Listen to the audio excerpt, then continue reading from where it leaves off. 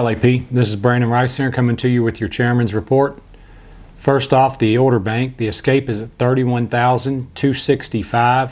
The Corsair is at $4,707 for a total of $35,972. Wanted to give an update on our population. Haven't given one of those in a while. Our population currently, we've got 2,413 full-time production workers, 336 trades, and 168 TFTs for a total of 2,917. Speaking of the TFTs, I did want to talk on that a little bit. We've been working on getting those converted. Honestly, kind of thought it would be done by now.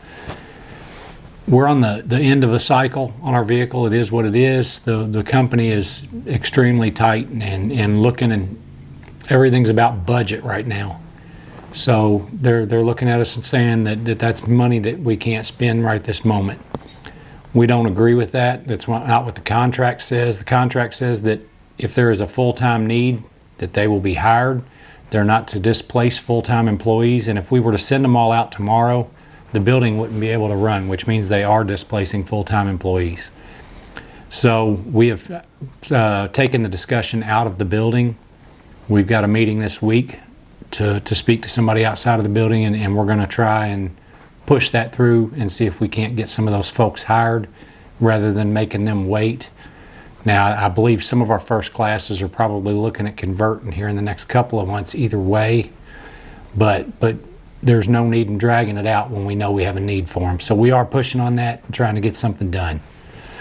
As far as our schedule goes, last week we had a lot of talk about parts, about door handles, and a couple other things. So the door handle plant did have some issues, and I think I may have spoke on that last week. They had their water out, but they didn't have any damage or anything like that. They did get them up and running on Friday, and they ran through the weekend, so we are good on door handles. That shouldn't be an issue. Our schedule looks to be 8 hours or a hair less, probably for the rest of the month.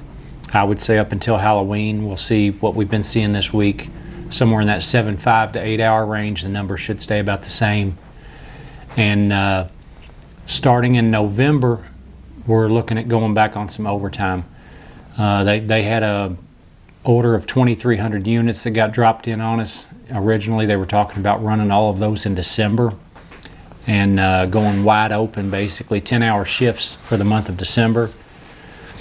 We got, after some discussion, we ended up going with spreading that out a little bit more into November. So I would say probably for November and December up until Christmas, we're going to be looking at somewhere in that 9 to 9.2 range, kind of like we were running a few weeks back.